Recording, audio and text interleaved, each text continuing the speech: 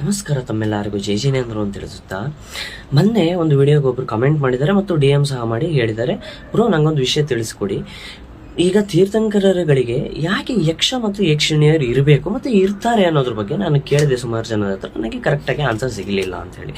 ನೋಡಿ, ಯಾಕೆ ಇರ್ತಾರೆ ಯಾಕೆ ಇರುವುದಿಲ್ಲ ಅನ್ನೋದಕ್ಕಿಂತ, ಈಗ ನೋಡಿ, ಋಷಭನಾಥರಿಂದ ಹಿಡಿದು 24ನೇ ತೀರ್ಥಂಕರರಾಗಿರ್ತಕ್ಕಂತಹ ಮಹಾವೀರ ಸ್ವಾಮಿಯವರಿಗೂ ಸಹ ಎಲ್ಲ ತೀರ್ಥಂಕರಗಳಿಗೂ ಒಬ್ಬ ಯಕ್ಷ ಮತ್ತು ಒಬ್ಬ ಯಕ್ಷಿಣಿ ಇದ್ದೇ ಇರ್ತಾರೆ.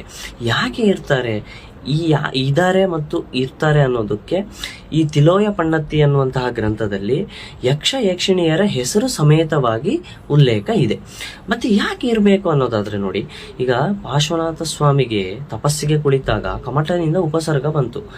ಆ ಸಮಯದಲ್ಲಿ ತಾಯಿ ಪದ್ಮಾವತಿ ದೇವಿ ಮತ್ತು ಧರಣೇಂದ್ರ ಯಕ್ಷರು ಸ್ವಾಮಿ ಪಾರ್ಶ್ವನಾಥ ಸ್ವಾಮಿ ಅವರ ಉಪಸರ್ಗವನ್ನ, ಕಮಟನಿಂದ ಆಗ್ತಾ ಇರ್ತಕ್ಕಂಥ ಉಪಸರ್ಗವನ್ನು ತಡೆಯೋದಕ್ಕೋಸ್ಕರ ತಾಯಿ ಪದ್ಮಾವತಿ ದೇವಿಯ ಪಣದ ಮೇಲೆ ಪಾರ್ಶ್ವನಾಥ ಸ್ವಾಮಿಯವರನ್ನು ಕುಳ್ಳಿರಿಸಿಕೊಳ್ತಾಳೆ. ಧರಣೇಂದ್ರ ಯಕ್ಷ ಹೆಡೆಯ ಮುಖಾಂತರವಾಗಿ, ಛತ್ರಿ ಆಗುವುದರ ಮುಖಾಂತರವಾಗಿ ಸ್ವಾಮಿ ಪಾರ್ಶ್ವನಾಥ ಸ್ವಾಮಿ ಅವರಿಗೆ ಬಂದಿರತಕ್ಕಂಥ ಉಪಸರ್ಗವನ್ನ ತಡಿತಾರೆ.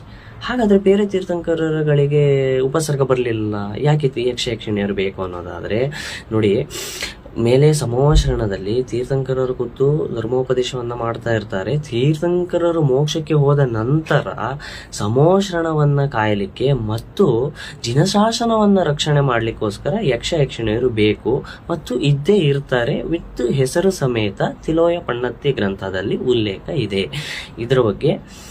ಮತ್ತೆ ಕೆಲವೊಬ್ರು ಕೇಳ್ತಾ ಇದ್ರು, ಯಕ್ಷ ಯಕ್ಷಿಣಿಯರ್ ಅಥವಾ ಈ ಯಕ್ಷ ಯಕ್ಷಿಣಿಯರ ಹತ್ರ ಯಾಕೆ ಆಯುಧಗಳಿದೆ, ಆಯುಧಗಳು ಬಳಸಬಾರ್ದಲ್ಲ ಜೈನ ಧರ್ಮದಲ್ಲಿ? ಈ ತರ ಕ್ವಶನ್ ಕೇಳಿದರೆ ಇದ್ರ ಬಗ್ಗೆ ಮತ್ತೊಂದು ವಿಡಿಯೋದಲ್ಲಿ ಹೇಳ್ತೇನೆ. ನಮಸ್ತೆ ಪಾರ್ಶ್ವನಾಥಾಯ ಭ್ರಾತಿ ಕರ್ಮ ವಿನಾಶನೇ ನಾಗರಾಜೇಂದ್ರ ವಿಸ್ತೀರ್ಣ ಪಣಾಲಂಕೃತ ಮೂರ್ತಿಯೇ ಪದ್ಮಾವತಿ ದೇವಿ ನಮಃ. ಅಹಿಂಸಾ ಪರಮೋ ಧರ್ಮ ಕಿ ಜಯ.